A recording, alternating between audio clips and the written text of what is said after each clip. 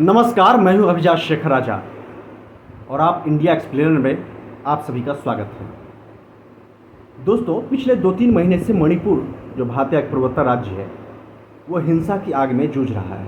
ये बेहद ही खूबसूरत राज्य है भारत का। अगर हिंसा की खबरें नहीं होती तो ये अमूमन शांत रहा है, लेकिन पिछले 2-3 महीनों से यहाँ पे काफ़ी हिंसा की घटनाएं हुई हैं। और आपने देखा होगा पिछले हफ्ते कुछ वीडियोज आए थे जिसमें कि महिलाओं के साथ काफ़ी अभद्र व्यवहार हुआ था, जो काफ़ी ख़राब है। ऐसा नहीं होना चाहिए। आरोपियों को सख्त से सख्त सज़ा मिलनी चाहिए, जल्द से जल्द कानूनी ट्रायल हो और ऐसी घटनाओं को फ़ौरन रोकनी चाहिए। लेकिन दोस्तों, ये हिंसा हो क्यों रही है? और आज का जो हमारा टॉपिक है, क्या मणिपुर में ईसाइयों की बढ़ने की वजह से ऐसी हिंसा हो रही है? हिंदू घटे हैं इसकी वजह से हिंसा हो रही है? इसके पीछे बैकग्राउंड क्या है? ये तमाम बातें आज हम जानने की कोशिश करेंगे। दोस्तों, ईसाई बढ़े हैं, इन सब टॉपिक को हम कवर करें उससे पहले जरा मणिपुर को थोड़ा सा समझ लेते हैं कि आखिर मणिपुर है क्या, वहाँ पे डेमोग्राफी वहाँ की क्या है, वहाँ की व्यवस्था क्या है, इसको थोड़ा सा हल्का सा समझ लेते हैं। दोस्तों, मणिपुर एक बेहद ही खूबसूरत स्टेट है और वहाँ पे अमूमन 3 समुदाय के लोग रहते हैं, जिनका कि वहाँ पे वर्चस्व है, जिनकी तादाद वहाँ पे ज़्यादा है। एक है मैतई, एक नागा, एक कुकी। और ये जो अभी हिंसा हो रही है अमूमन इन्हीं के बीच में सब कुछ चल रहा है। जाहिर सी बात है, मैतई समुदाय के लोग जो हैं उनकी तादाद ज़्यादा है, कुकी उनकी अपेक्षा करीब कम है और नागा उनसे भी थोड़ी सी आबादी कम है उनकी। दोस्तों, अभी जो मणिपुर का जो एक डेमोग्राफी है, मणिपुर जो है वो बेसिकली एक फुटबॉल स्टेडियम की तरह है। उसको जरा सा आप समझेंगे तो एक फुटबॉल स्टेडियम की तुलना कीजिए, अपने दिमाग में एक फुटबॉल स्टेडियम को लाइए, फिर देखिए तो चारों तरफ पहाड़ियाँ हैं, बीच में घाटी है और घाटी का जो क्षेत्र है वो करीब 10% है और 90% जो क्षेत्र है वो पहाड़ी क्षेत्र है। मैतई जो जिसमें कि मैतई समुदाय में जो लोग हैं वो हिंदू हैं, हिंदुओं की उनमें तादाद ज़्यादा है और मुसलमान भी उसमें कुछ हैं। और नागा और कुकी जो हैं उनमें ईसाइयों की संख्या ज़्यादा है, आदिवासी ज़्यादातर हैं जिनका कि धर्म परिवर्तन किया गया और अलग अलग कारणों से उनकी समुदाय में ईसाइयों की संख्या ज़्यादा बढ़ी है। अब है क्या कि वो 10% जो घाटी का इलाका है उसमें मैतई रहते हैं और जो पहाड़ी इलाके हैं उसमें नागा और कुकी समुदाय के लोग रहते हैं।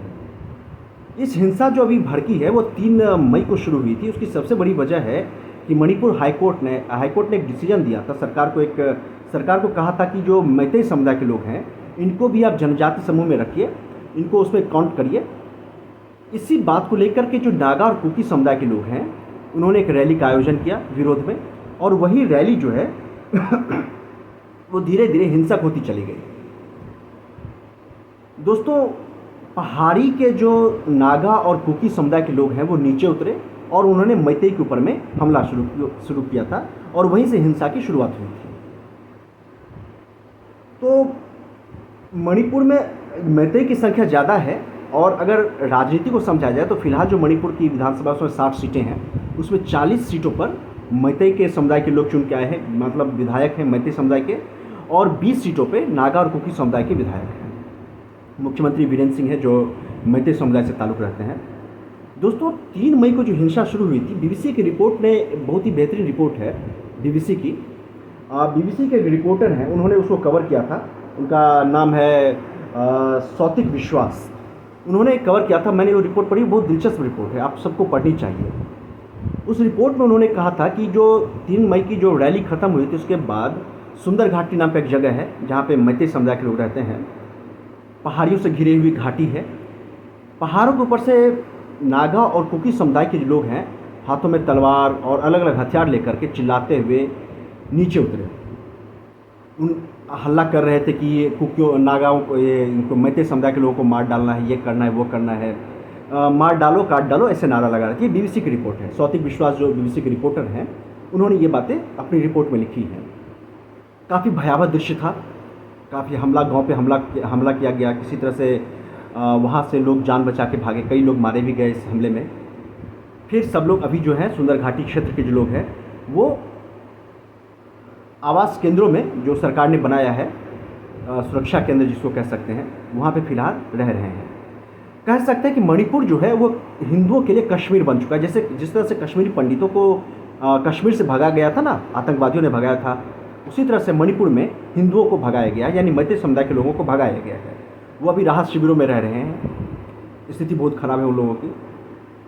फिर अभी जो हल्ला गुल्ला हुआ उसमें कुकी समुदाय की महिलाओं के साथ रेप हुआ था, बलात्कार हुआ था। उसके बाद ये विवाद एक तरह से प्रोजेक्ट किया गया मानो कि ईसाइयों पे बहुत ज़्यादा हमला हुआ था, लेकिन हिंसा की शुरुआत जो हुई थी वो कुकी समुदाय के लोगों ने मैते के ऊपर में किया था। ये बहुत ही बेहतरीन रिपोर्ट है जिसमें कि उन्होंने लिखा है स्वाति विश्वास ने कि किस तरह से मैते समुदाय के लोगों पे हमला किया गया था। ये काफ़ी दिल दहलाने वाला था, रात के अंधेरे में हमला किया गया था, कई लोग मारे गए। अभी तक जो आधिकारिक रिपोर्ट है, ऑफिशियल रिपोर्ट है, इसमें लगभग 130 से 140 लोगों के मारे जाने की पुष्टि की गई है। ज़्यादातर जो है वो मैते समुदाय के लोग हैं, जो हिंदू समुदाय उनको आप कह सकते हैं हिंदू हैं बेसिकली वो। दोस्तों ये तमाम चीज़ें हो रही हैं, इसमें जाहिर सी बात है म्यांमार से उनको संरक्षण मिल रहा है म्यांमार से ड्रग्स तस्करी की जाती है। म्यांमार में जो अभी सरकार है वो चीन समर्थित सैन्य सरकार है। 1 फरवरी 2021 को म्यांमार में सैन्य तख्तापलट हुआ था। उसमें आंग सान सू की जो म्यांमार की नेता थी, सबसे बड़ी नेता मानी जाती हैं, जिनकी पढ़ाई दिल्ली में हुई है, लोकतंत्र समर्थक नेता है। उनकी पार्टी की सरकार इलेक्शन जीत गई थी। फिर जो वहाँ पे सेना है उसने तख्तापलट कर दिया, उनकी सरकार को हटा दिया। आंग सान सू की और तमाम जो बड़े नेता थे उनको अरेस्ट कर लिया, सबको जेल में डाल दिया। आंग सान सू की पे अलग अलग आरोप लगाए गए और अभी तक उनको करीब 30 से 35 साल की सज़ा हो चुकी है। यानी सेना ने बंदोबस्त कर लिया कि वो ज़िंदगी भर जेल में रहें। तो खैर वो सेना जो उसको चीन का संरक्षण प्राप्त है, चीन से उनको पैसे मिलते हैं, हथियार मिलते हैं, तमाम चीज़ें मिलती हैं। तो म्यांमार में अभी जो सेना जो है वो आम लोगों पे जो जुल्म उठा रही है, प्रदर्शन हो रहे हैं तख्तापलट के खिलाफ, तो बहुत सारे लोग भाग करके म्यांमार में शरण लेने पहुंच रहे हैं। उसी के जरिए ड्रग्स तस्कर जो है वो भी म्यांमार में पहुंच रहे हैं। और पिछले हफ्ते एक रिपोर्ट आई थी, उसमें कहा गया था कि 1700 से 1800 ड्रग्स तस्कर जो है और जो म्यांमार के जो शरणार्थी हैं वो भी मणिपुर में पहुँचे हैं, और वो भी कहीं न कहीं इस हिंसा को भड़काने में उन्हें भी जिम्मेदार माना जा रहा है। तो दोस्तों जो जिस टॉपिक पे हम स्टार्ट में आए थे कि मणिपुर में ईसाइयों की संख्या बढ़ने की वजह से क्या हिंसा हुआ है, इसको जरा हम पड़ताल करते हैं। दोस्तों पिछले हफ्ते एक हिंदुस्तान टाइम्स में एक आर्टिकल छपा था जिसमें एक 2011 में जो नेक्सस हुआ था, जनगणना हुई थी, उसके हवाले से रिपोर्ट दी गई थी। उसमें बताया गया था कि मणिपुर में जनसंख्या किस समुदाय की कितनी है।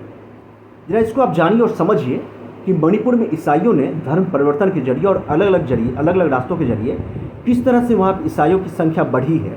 मिशनरी जो ईसाई मशीनरी जो होते हैं, अलग अलग चर्च जो होते हैं, वो धर्म परिवर्तन को बहुत ज़्यादा बढ़ाते हैं। मुझे एक वाक़या याद आ गया, मैं आपसे चाहूँगा मैं आपसे शेयर करूँ। आपको जानकर बहुत हैरानी होगी। कलकत्ता मैं पढ़ाई कर रहा था, जब मैं वहाँ पे रहता था, तो मैं कुछ ऐसे लोगों के संपर्क में आया था जो जिनका चर्च में आना जाना लगा रहता था। मैं भी वहाँ पे गया एक बार। चर्च में कुछ लड़कियाँ थी जो वहाँ पे जो पहली बार जाते थे, उनका नाम पता लेती थी, उनका फ़ोन नंबर लेती थी। फिर उनको बार बार फ़ोन किया जाता था और चर्च बुलाया जाता था प्रेयर करने के लिए।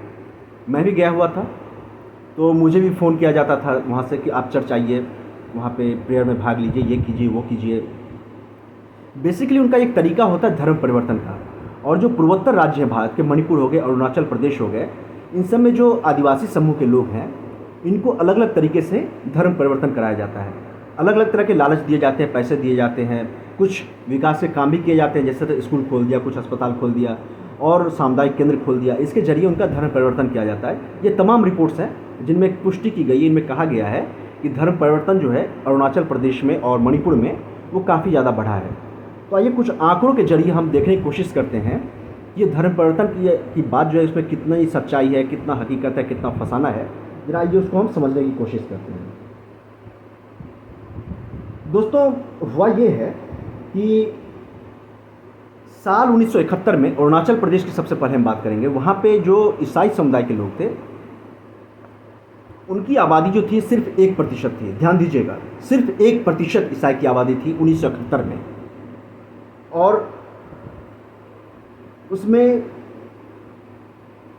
साल 2011 में अरुणाचल प्रदेश की जो आबादी है उसमें ईसाइयों की जनसंख्या बढ़कर 30% हो गई। यानी सोचिए 1971 में 1% ईसाई वहाँ पर थे और 2011 में जो जनगणना हुई थी, लेटेस्ट जनगणना जो हमारे पास है, उनमें ईसाइयों की आबादी जो है 30% से ज़्यादा बढ़ गई है। 1% से 30%, यानी बहुत बड़ा आंकड़ा है। और ये जनगणना 2011 के मुताबिक है। यानी ईसाई की संख्या किस तरह से बढ़ी है इसको आप समझ सकते हैं।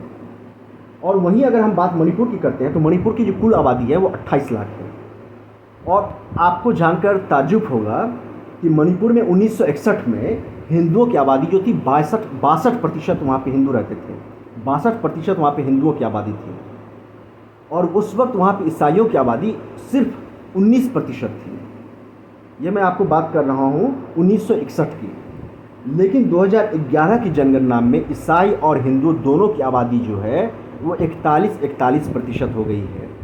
यानी आप समझ सकते हैं कि किस तरह से मणिपुर में हिंदुओं की आबादी में तेज़ी से गिरावट आई है और ईसाइयों की आबादी में तेज़ी से बढ़ोतरी हुई है। काफ़ी तेज़ी से वहाँ पे ईसाइयों की संख्या बढ़ी है। ये मणिपुर का डेमोग्राफिक चेंज है।